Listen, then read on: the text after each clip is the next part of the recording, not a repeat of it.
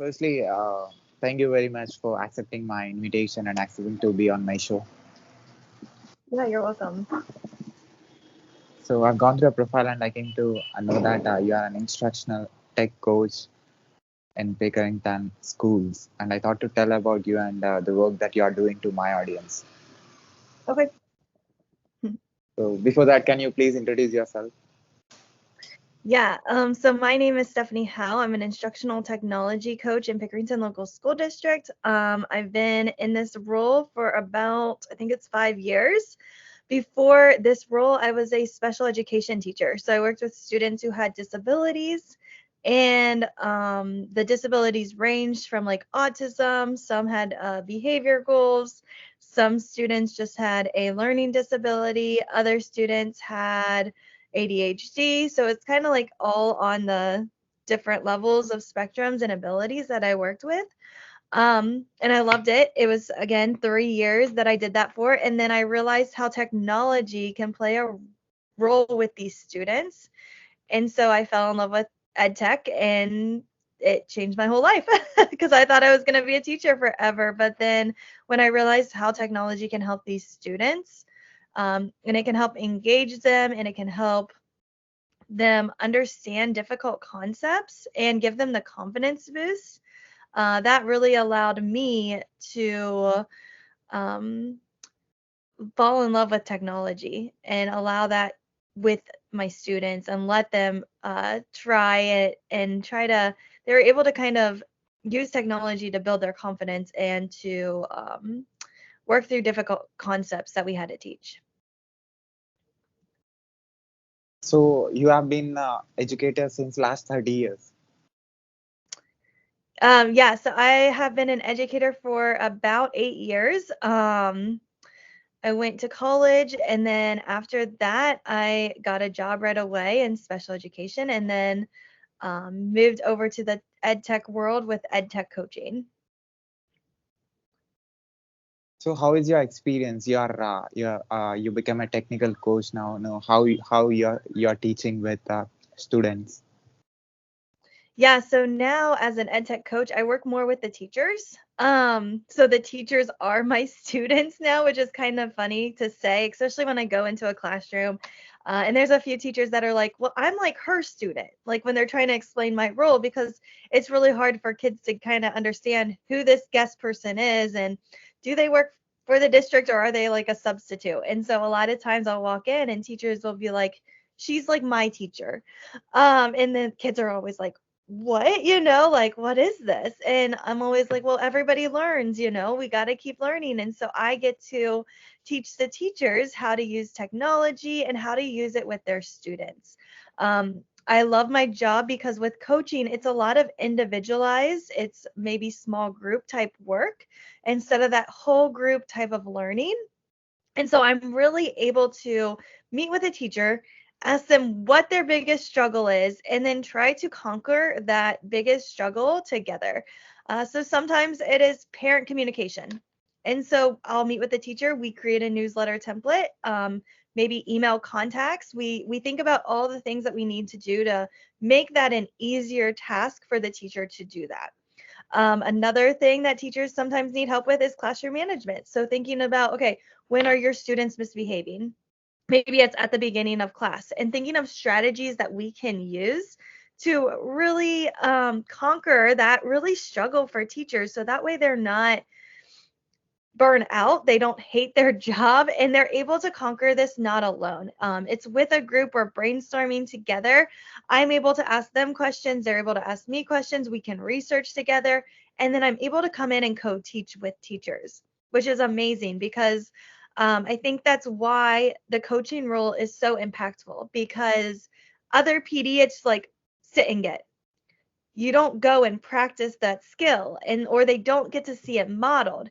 And so I'm able to come in and I can model the lesson with them. I can model bell work with them if they want to start implementing something like that, or if they want to use video creation, we can um, go into that co-teaching type of model, and I can introduce video so the teacher's learning right along with their students. We're both kind of going off of each other, and then it's really fun to see too, because at the first class, it's very maybe me like leading the discussion, it's modeling. But if I'm there for another class or third class, teachers are starting to feel comfortable where they can answer their students' questions like, how do I do this green screen? Or how did you say to get the text? And so it's like we're both working with the students through this as well. And again, she's able to see how I'm kind of teaching. We're able to give and reflect on the different feedback that might be appearing, like, oh, that really didn't work, or my kids don't know where control is on their Chromebook. And so then I can get a screenshot of it, make those corrections by the next class. And I think it just helps the teacher kind of modeling that of, hey, this was a struggle for the class. Let's go ahead and adapt it for the next group. So I work with all kinds of teachers, beginning of their career teachers, and then I've even people that are about to retire and everyone in between. So whoever asks for help, they get it. And we're able to kind of create that environment where it's job embedded PD. So as a trainer, you're training the teachers. So how is that experience? How you are able to tell them what technology is and what are the tools that you use in order to make them understand the technology?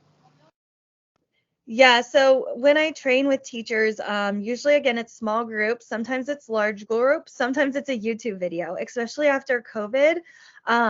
People had to learn through video because there was no in-person contact. And so I will quickly create like a screencast of all my different ideas, resources, or things that I found on Twitter, and I'll share them with teachers. Like, hey, you were saying that you need an engaging activity. This idea I saw on Twitter, or this idea, I was working with another teacher and we came up with this, might work for your students. So it's having those kind of conversations, and I can have them watch the video first. And then I always usually at the end of my email, if you need more help, let me know and we can come in and we can set up a time. And the times that teachers are available is at the beginning of the day. They have a planning time, so I can come in then. And then throughout their day, they get like 45 minutes of planning time. So I also work with teachers then. And so again, it kind of depends on the teacher and the skills. Sometimes I will teach teachers as the students are learning as well. So a teacher might see an idea and she's like, hey, I want you to come in and model it. And I'll model it while the teacher's learning it with the students. So they might plan out the WeVideo lesson, like what they want the kids to create, what they want to do, but I might not have time to teach them the buttons to click to do text, the buttons to click to find stock media. So that's when I'm teaching to the students that quick mini lesson before the kids go and create. The teacher's able to watch that mini lesson and really take in the information. And so then she's able to take that information and use it on her own. Sometimes it is me teaching the teacher and then she's teaching her students. It all kind of depends on my schedule and my availability for when the teacher wants these different things as well. So what are the common questions that your students ask you about technology? So sometimes they ask me like, do I know the creator of all of these different technology? Or they think I am the creator. So when things are broken, I might get an email like, this isn't working, you need to fix it. And I'm like, that's not, I didn't create this website like GimKit or whatever, Pear Deck. So that's kind of a funny thing that kids think. They always kind of they love tips and tricks. So like command copy, command V, those quick things that we think is natural and kids should know, they might not. And so just teaching them those quick skills they really enjoy too. Um, I did go to the Google Innovator Academy, so sometimes I get questions about Google and what that's like. And yes, they have free food, they have free coffee. And so the kids love hearing that because I think they're like, oh, like there is other jobs outside of education, that I can kind of bring that experience to and kind of talk to them. Like there's different classroom environments, but there's also different work environments too, where you might work from home or you might do this. And so I have some of those discussions with students as well. So being an instructor, being an educator is not an easy job. So you are doing this from last 8 years. So what you learned as a educator, as an instructor, what is your observation about the students and the questions that you listen? What kind of research that you do in order to make them understand uh, uh, what exactly technology is outside the world? Yeah, so what I kind of start with is relationships. It's all about relationships. You've got to create that environment for your students where they feel comfortable to share with you. And I truly believe we have to meet the students' needs where they are. So if a student is not sleeping at night, they're probably not going to be able to concentrate and learn in your classroom. But you don't know that information until you build those relationships with your students because they're not just going to share it randomly. They might, but like most of them need that relationship. And so relationships are really, really huge that teachers need to focus on.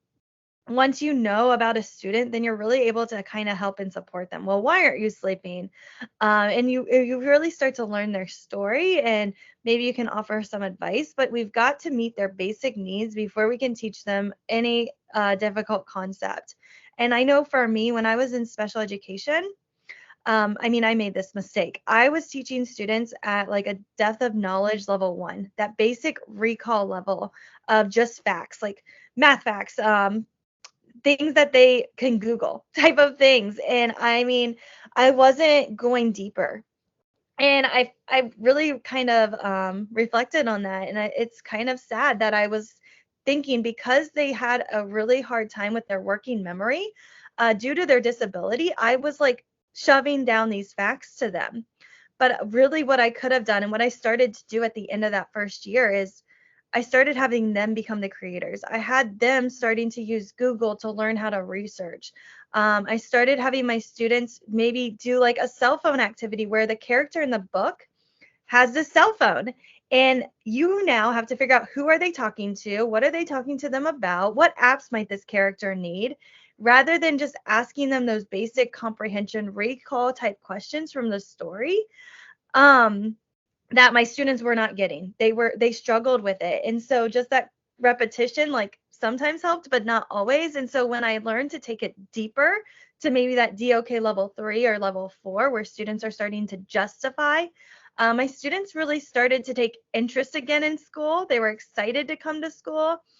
And I think we have to remember that. Like all students need that deeper connection. It needs to be relevant to them. But we can't do that until we meet their basic needs as well.